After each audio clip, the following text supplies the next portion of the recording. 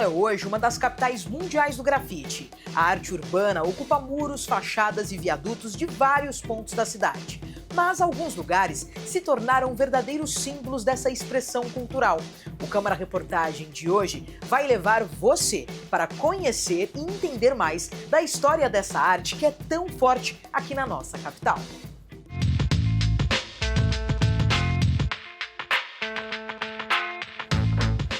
Aqui no Beco do Batman, na Vila Madalena, murais históricos, obras de grandes artistas e a constante renovação dos desenhos transformam o espaço em ponto de encontro de admiradores, turistas e moradores e reforçam a relação entre a cidade e o grafite.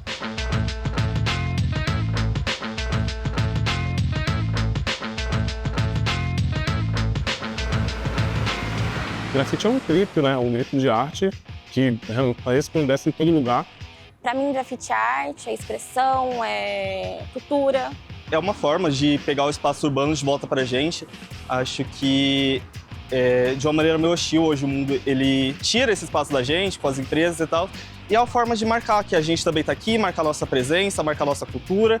Ainda mais vindo da nossa cultura marginalizada, de pessoas de periferia, pessoas pretas, as pessoas que estão mais à margem da sociedade. No início dos anos 80, o grafite ainda era pouco compreendido e frequentemente confundido com a pichação. A prática era vista como vandalismo, associada à degradação urbana e enfrentava forte preconceito, além da repressão do poder público. Mesmo nesse cenário, artistas começaram a ocupar os muros da cidade como forma de expressão estética, cultural e política, e marcaram o início de uma linguagem que ajudaria a redefinir a paisagem urbana de São Paulo. Faço grafite desde 84, quando na época andava de skate, dançava break, e o grafite era a linguagem óbvia. Eu já desenhava desde criança, então a minha conexão com o grafite foi uma coisa assim muito natural. O grafite é um universo de comunicação. Então nós ocupamos muitas vezes espaços que são abandonados, são deteriorados e os transformamos em algo extremamente agradável. O grafite é uma comunicação para todos, independente de onde pode, onde não pode, o que deve, o que não deve. O grafite é uma liberdade enorme e o exercício dessa liberdade realmente conduz a minha vida e as minhas histórias. Vamos falar um pouquinho desse painel, uma homenagem, né, à partida de um ídolo, ícone do rock, do heavy metal, do terror, né?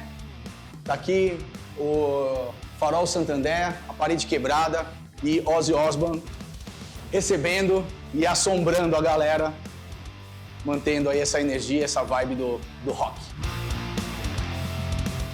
Com o passar do tempo e dos anos, pesquisadores, artistas e coletivos culturais passaram a diferenciar o grafite da pichação, o que destacou o caráter artístico, o processo criativo e o diálogo com a cidade. O grafite é uma forma de arte visual, uma coisa mais elaborada, desenhada, com personagens, com paisagens, né?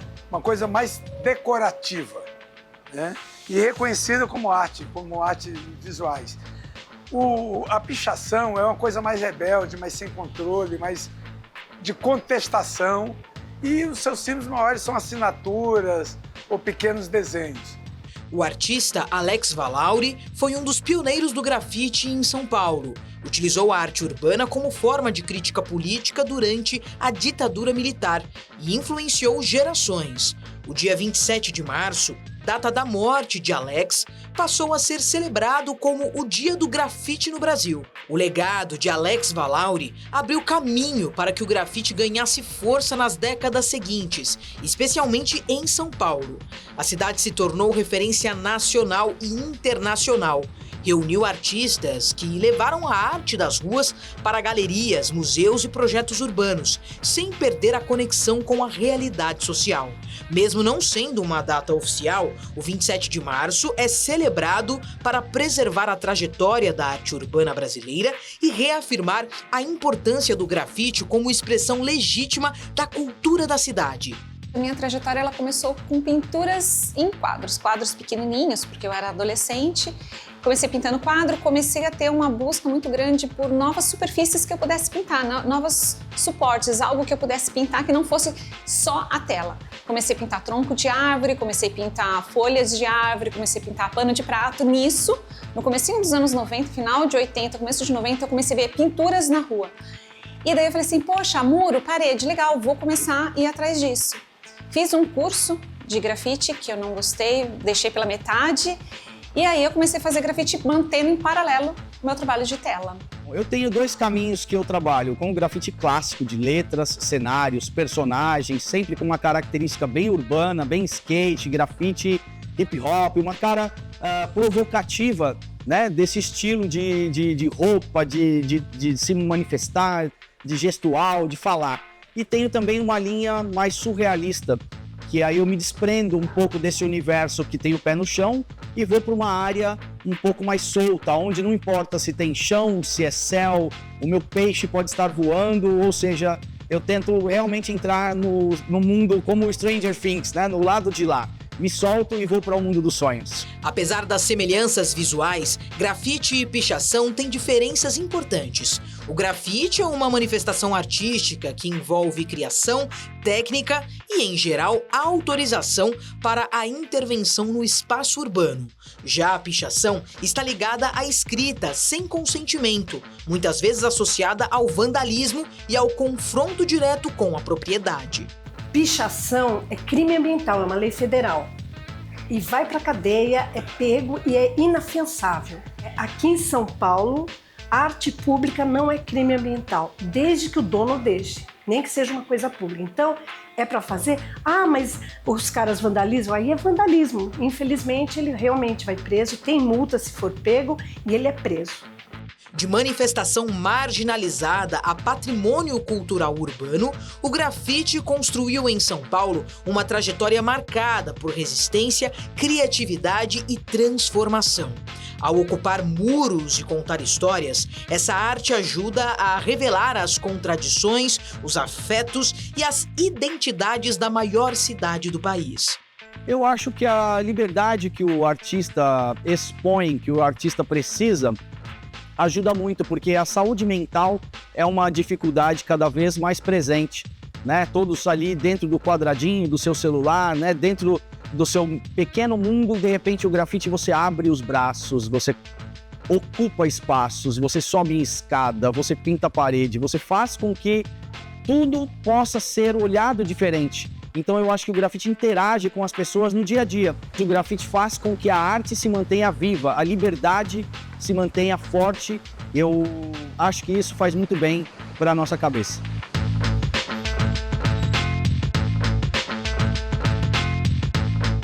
Andar por São Paulo e observar prédios e muros virou um hábito comum entre turistas e moradores, que se surpreendem com grafites coloridos e cheios de estilo espalhados pela cidade. No próximo bloco, você vai conhecer as histórias por trás das obras de artistas renomados da capital paulista. Andar por São Paulo e observar fachadas e muros tornou-se um hábito frequente entre turistas e paulistanos, que se encantam com desenhos coloridos, criativos e cheios de personalidade espalhados pela cidade. Reconhecida como a capital do grafite do Brasil, a metrópole reúne grandes nomes da arte urbana. No Câmara Reportagem de hoje, você vai conhecer as histórias por trás das obras de artistas renomados da capital paulista.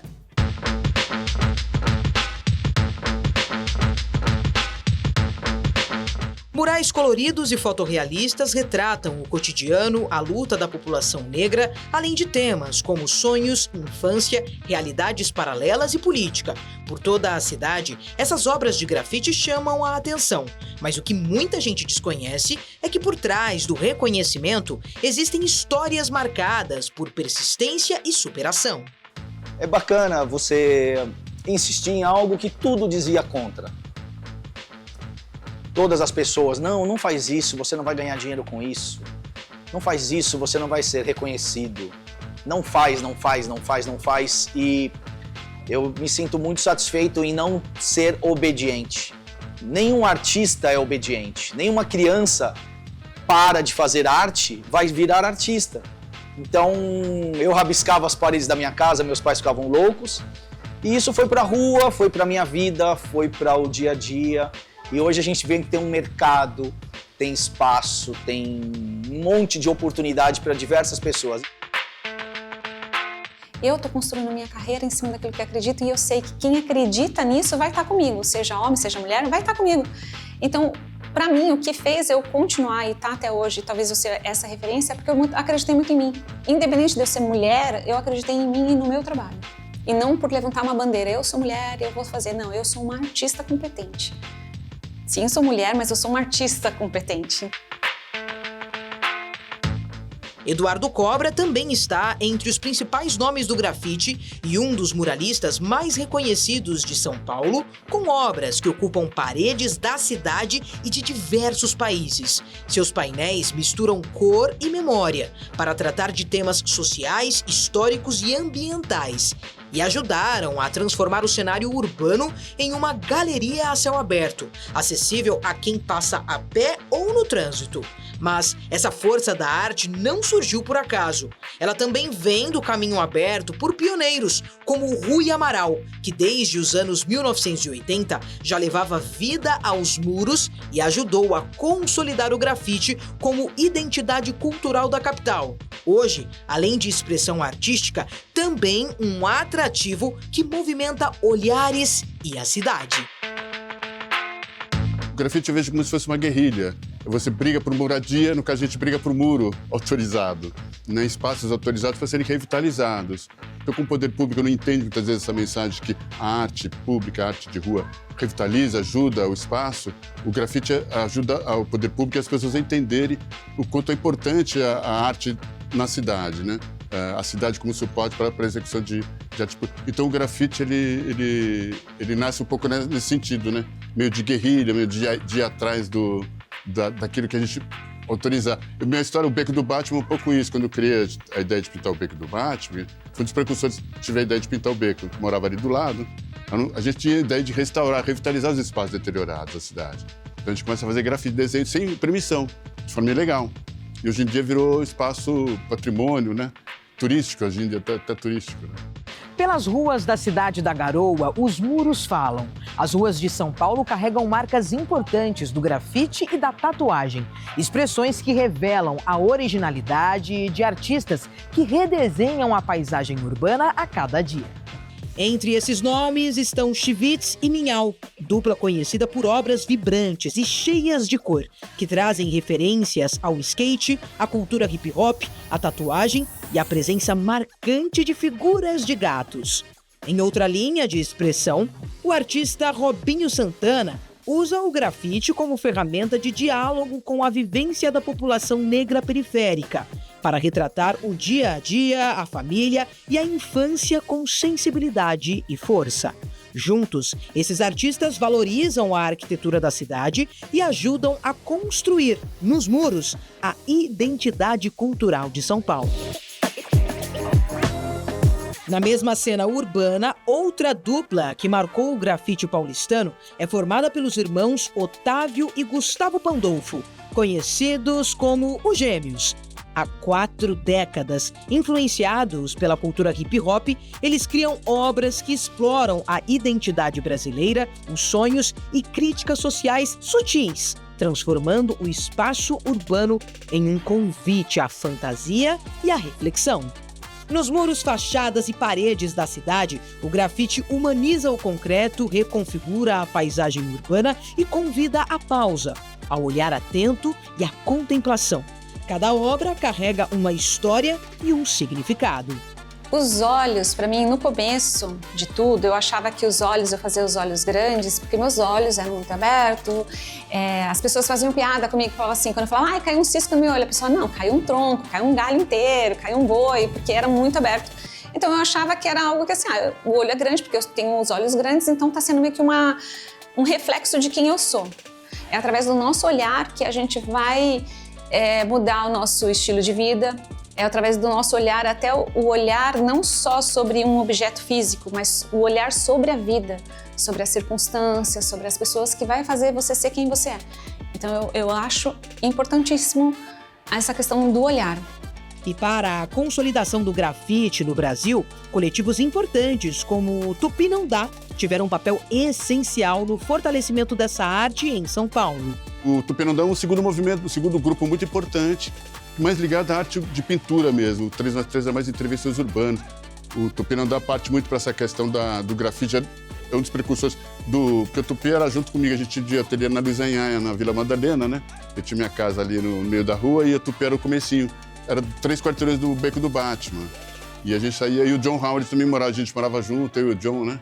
Então só ali, teve uma época que metade do grafite de São Paulo era naquela ruazinha da Vila Madalena. Por isso que a Vila Madalena é toda grafitada. Ali a gente começou a grafitar a vila inteira. Mais do que impacto visual, o grafite expressa identidades e fortalece o sentimento de pertencimento na cidade. No próximo bloco, você vai conhecer espaços e iniciativas que utilizam essa arte como ferramenta de educação e inclusão social. Mais do que uma expressão artística, o grafite em São Paulo se consolidou como uma potente ferramenta de educação, inclusão social e fortalecimento da identidade cultural.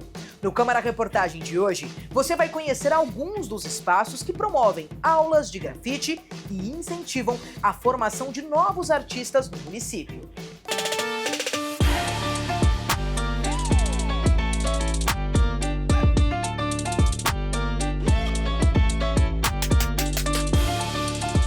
Presente em muros de prédios, escolas e espaços comunitários, o grafite tem sido usado por coletivos e projetos sociais para dialogar com jovens das periferias, estimular a criatividade e ampliar perspectivas de futuro.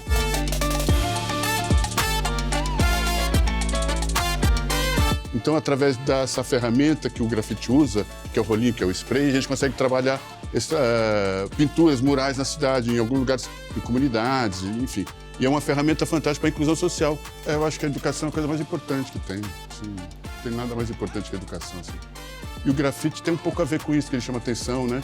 Quando você pinta uma escola pública, né, que uma das ideias do grafite é a ocupação do espaço, valorização de espaços públicos, né, como creche, um conjunto habitacional, uma escola pública, né? Está muito envolvido. Os primeiros trabalhos que eu fiz de grafite foi com os alunos pintando uma escola pública, lá em São Bernardo, nos anos 80, né? Foram os primeiros trabalhos meus de ocupação de espaço, assim.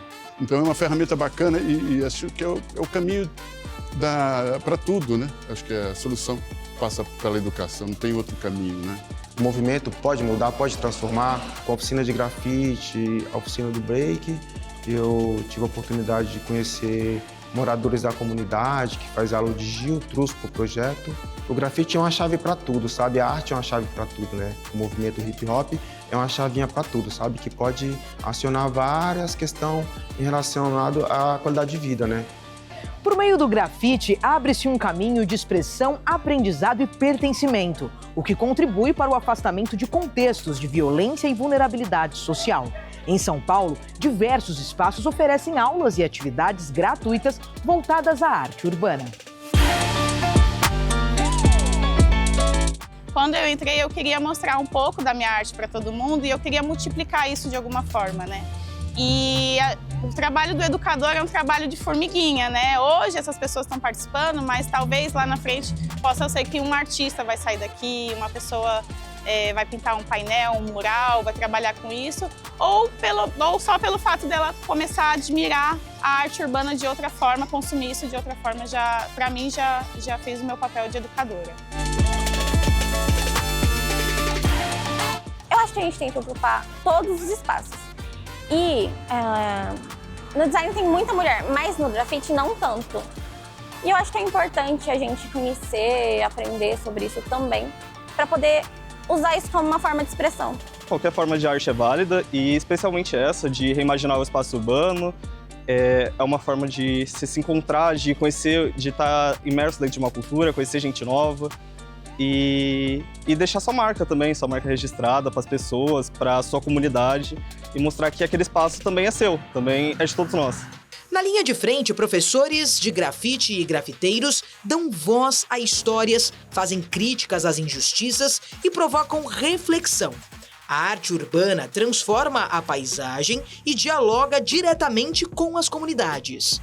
O grafite, ele tem um impacto social muito grande, sendo para quem aprende a utilizar as técnicas, sendo para quem tem a vontade de se tornar um artista, um grafiteiro, e também para a gente que ocupa essa cidade, né? Existe várias formas de grafite, de expressão urbana, e o grafite é para todo mundo consumir, né? Por isso que ele está na rua. Uma história do meu grafite é muito ligada à anunciação da chegada dos ETs.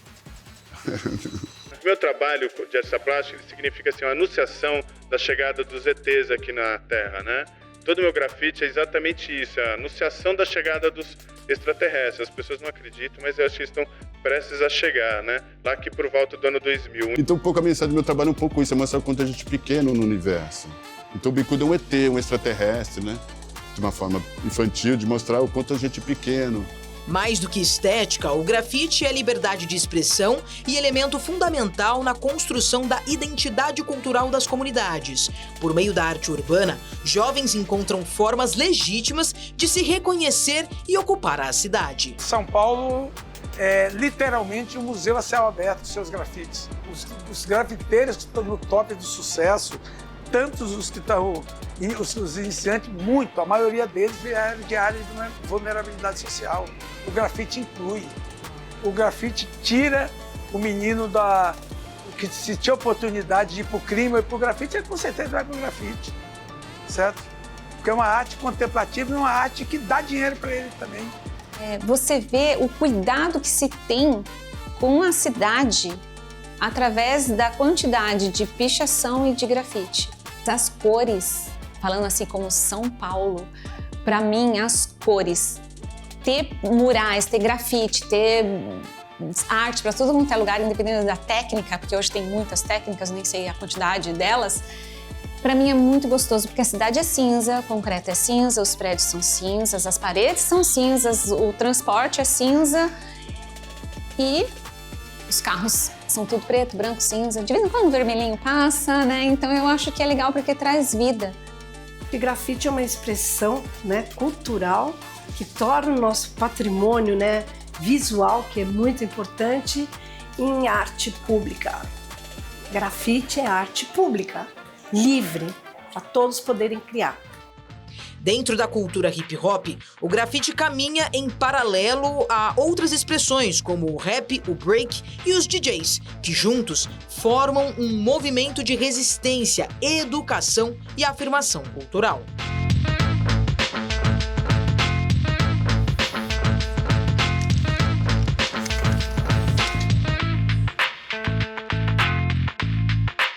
São Paulo pode até carregar o rótulo de cidade cinza, mas é no grafite que a cidade revela cor, voz e vida.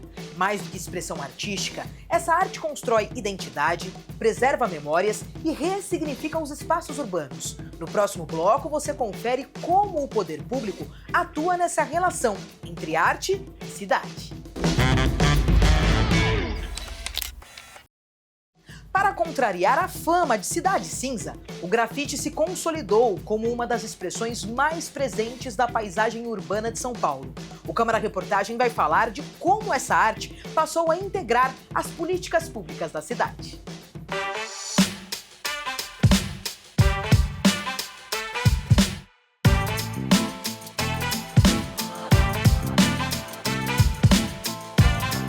Espalhada por muros, viadutos e fachadas, a arte dá cor à cidade e traduz vivências, críticas sociais e narrativas da população. Mais do que uma manifestação estética, o grafite é identidade, memória e também uma forma legítima de ocupar, ressignificar e transformar os espaços públicos do município. Ao longo dos anos, o grafite passou a ser incorporado às políticas públicas, passo importante para deixar de ser visto como prática marginalizada e passar a ser reconhecido oficialmente como manifestação cultural. capaz de gerar impactos sociais, educativos e urbanos. Em outubro de 2024, uma lei federal passou a reconhecer oficialmente o grafite como manifestação da cultura brasileira e garantiu a proteção e a valorização dessa expressão artística nos espaços urbanos. Ela ajuda nessa comunicação, nesse sentimento de pertencimento, ou a pessoa vê seu ídolo, ou vê uma paisagem que ela admira, ou um retrato de cenas da cidade que ela já viveu, enfim. Ela é uma arte muito contemplativa. Nós apoiamos não somente conseguindo as autorizações para pichação em bens públicos, como nós financiamos. Nós lançamos editais, certo? De grafite, certo? E vamos lançar de novo esse ano o edital. Esse ano nós vamos ter uma lógica de lançar, de escolher áreas para serem grafitadas. Vamos lançar os editais, contratar os grafiteiros e fazer os grafites aí pela cidade. Na cidade de São Paulo, o grafite em espaços públicos é regulamentado pela Lei Cidade Limpa. A legislação permite a realização de grafites desde que haja autorização conjunta da Comissão de Proteção à Paisagem Urbana, a CPPU, e das subprefeituras responsáveis por cada região. Com a saída de todas as peças de outdoor da cidade e as grandes empenas que ficaram na cidade, todos os grafiteiros, os artistas, queriam ocupar. Se ele tiver tudo em cima, não usando um termo mais agressivo como usando arma, apologia à pedofilia ou qualquer coisa assim, e não tivesse publicidade, pronto, já pode fazer sem pedir aprovação. O plano da Cidade Limpa, que a gente chama que seria quase que um plano da paisagem, um plano diretor da paisagem, ele dá uma organização de que forma que esses edifícios podem conter informações visuais para te alegrar, para te informar, para comunicar visualmente o que está acontecendo ali. Então é dessa forma que se articula o plano diretor da cidade de São Paulo, que dá as características de edificação. O plano da paisagem, ou a Lei Cidade Limpa, que é quase um plano da paisagem, ele te dá inserções onde você é estimulado a entender o que está acontecendo na cidade. É um plano de comunicação visual. Com a retirada de outdoors e painéis publicitários, grandes espaços e muros passaram a ficar disponíveis para intervenções artísticas. A partir disso, alguns desses espaços foram destinados ao grafite e transformaram a paisagem urbana em uma verdadeira galeria de arte a céu aberto. Eu acho que ter essa ligação com o poder público não só para legalizar algumas coisas, mas criar regras, criar padrões, eu acho que isso é uma evolução. Assim como existe a evolução da internet, da comunicação, eu acho que é uma evolução natural que a arte também precisa, né? Eu acho que o grafite ele ocupa um espaço cada vez maior na nossa arte urbana. Acho que é importante, como eu respeito a pichação, desde que autorizado também, certo? Porque é um tipo de expressão também. Mas o que nós temos apoiado aqui formalmente, incentivado, é o grafite da cidade de São Paulo.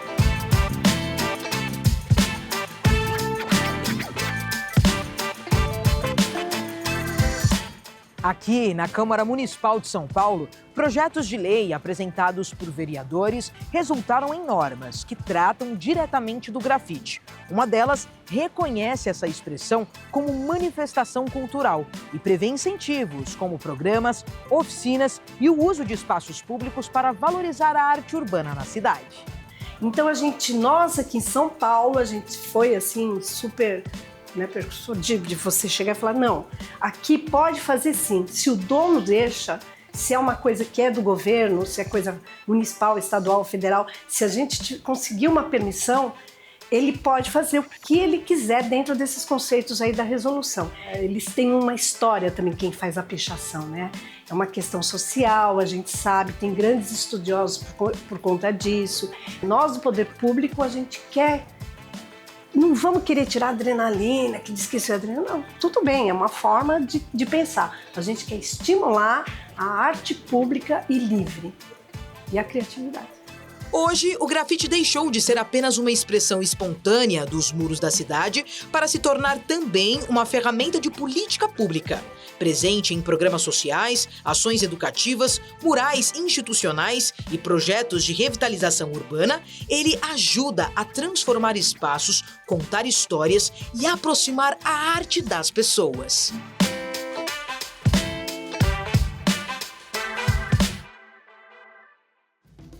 Aqui na cidade de São Paulo, o desafio é seguir equilibrando incentivo cultural, respeito ao espaço público e participação da população, para que a cidade continue sendo um grande painel de vozes, cores e identidades. O Câmara Reportagem de hoje fica por aqui. Até a próxima!